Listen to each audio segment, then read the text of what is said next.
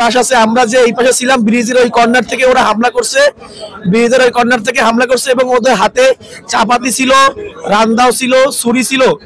এবং আমি একটা হাফেজ, আমাদের পাশে একটা হাফেজ ছিল, তাকে আমি নিয়ে আসতেছি, মানে মৃত অবস্থায়, মৃতদেহ নিয়ে আসতেছি, সেই অবস্থায় আমাকে মারছে এবং আমি ওই লাশ নিয়ে আসতে পারি নাই। এবং আর একটা ভাইকে নিয়ে আসছি, ভুড়ি এইরকম ভুড়ি পাশে পুষতেছে, পেট পাশে ভুড়ি বের হয়ে গেছে।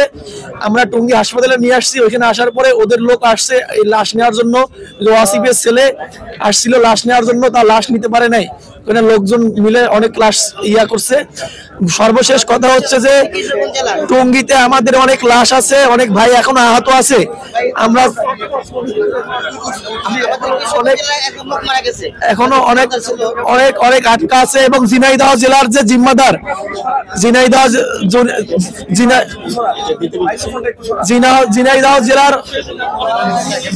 জেলার আমির সাহেব মারা গেছে, ঝিনাইদহ জেলার আমির সাহেব মারা গেছে টঙ্গী হাসপাতালে আমাদের সামনে। এবং আমাদের মূল কথা হচ্ছে যে টঙ্গীতে আমাদের অনেক ছাত্র ভাইরা এবং আমাদের অনেক সাথী ভাইরা এখনো আছে, তারা মেরে লাশ নদীতে ফেলে দিছে, তারা মেরে নদীতে ফেলে দিছে, ড্রেনে ফেলে দিছে এবং বাথরুমের ভিতরে রাখছে, বাথরুমের উপরে রাখছে এবং সালাদ চট দিয়ে তারপরে টিন দিয়ে তারা ঢেকে রাখছে এই লাশ। আমরা চাইবো যে আমাদের লাশগুলো যাতে আমাদেরকে ফেরত দিয়ে দেয়।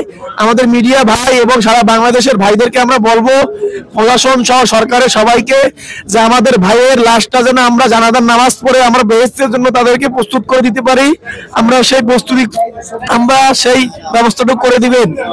লাশ আছে, অনেক লাশ টঙ্গীতে ভাই।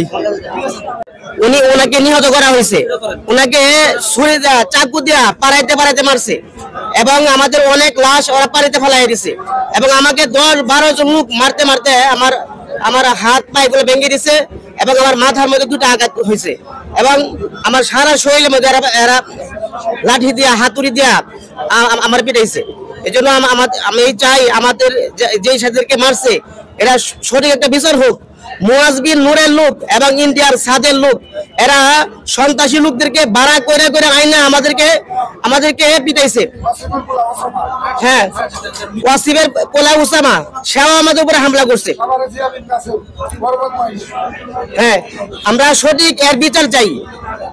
আমাদের ছাত্র ভাইদেরকে, হাফেজদেরকে, আলেমদেরকে যারা মারছে, রক্ত জড়াইছে, এদের সঠিক বিচার চাই আমরা। ঠিক আছে, আমার চোখের সামনে একজনের একটা কলার মধ্যে কূপ দিছে না, জায়গায় ডেট, আর আরেকজনরে আমার সামনে মারছে, বুড়ির মধ্যে পুষ দিছে। এটা হইলো কিশোরগঞ্জের একবারে নগদ ডেট। আর আমারে গলার মধ্যে জবাই দিতে লেছে। আমি পারাপারি করে পিছে চড়ে গেছি। আর আমার এই বুকে পুষ লাগছে, বুকে অনেকগুলো শিলি আছে।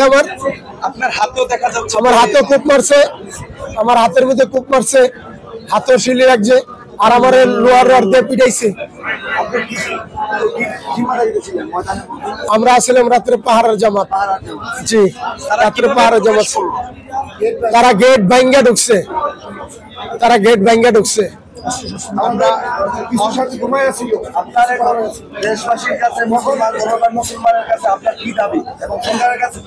দেশবাসীর কাছে সর্বপ্রথম আমি আমার আল্লাহর কাছে, আল্লাহ একজন উপযুক্ত বিচার করে, এরা আলেম শেষ করে লাইতে চাইতেছে।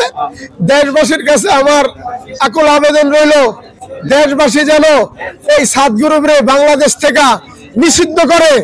এটা আপনারা আলেমরা, আপনারা সাংবাদিক ভাইরা এবং কি উপদেষ্টা ভাইরা, আপনার কাছে অনুরোধ রইল, আল্লাহর হস্তে অনুরোধ, এই সাত গ্রুপরে বাংলাদেশ থেকে নিষিদ্ধ করেন। তারা আলেমগো, তারা জঙ্গি গ্রুপ, তারা আলেমগো দৌড়া জবাই দিছে ইস্তেমার ময়দানে। তুরাগ নদী দেখেন গা রক্তে লাল হয়ে রয়েছে। অনেক আলেম ওলামারে মাইরা নদীতে ভাসায় দিছে। আপনারা খোঁজ নিয়ে দেখেন, অনেক মানুষ মাইরা, অনেক আলেম ওলামারে মাইরা। শুনতে পেয়েছি যে তারা নাকি ছাত্রলীগ, যুবলীগ, তারা ওদেরকে একত্রিতভাবে নিয়ে এসে এই হামলা চালিয়েছে। এটা কতটুকু সত্য? এটা অনেকের দাড়ি পাখি জুব্বা ছিল, অনেকের দাড়ি ছিল না, অনেকের দাড়ি ছিল না, প্যান্ট শার্ট ছিল। তারা অস্ত্র নিয়ে আইছে, আমাদেরকে কুবাইছে, অস্ত্র নিয়ে কুবাইছে, আমাদেরকে কুবাইছে। কিছু ঘুমাইয়া ছিল, কিছু পাহারায় ছিল। আমারে মাইরা লাইতে লইছে, আমারে জবাই আমারে জবাই করে লাইতে লইছিল। পরে আল্লাহ আমারে বাঁচাইছে। আমারে জবাই করতে লইছে, আমারে গলার মধ্যে ছুরি ধরছে, জবাই করবো। স্যার সাহেব আমির হ্যাঁ ঢুকছত কা, আমাদের জোর তোরা জানোস না। হ্যাঁ, কারণ আমি স্যার সাহেবের আমির কম না, আমি আমির কম না, আমি আলেমুল মৃত্যু বলতে মানুম। এরপরে আমার একটা পুষ দিছে আর আমার বুকের মধ্যে লাগছে। এরপরে আমার হাতের মধ্যে একটা কোপ দিছে, আমার এই হাতের মধ্যে কোপ দিছে আর আমার রড দিয়ে পিটাইছে।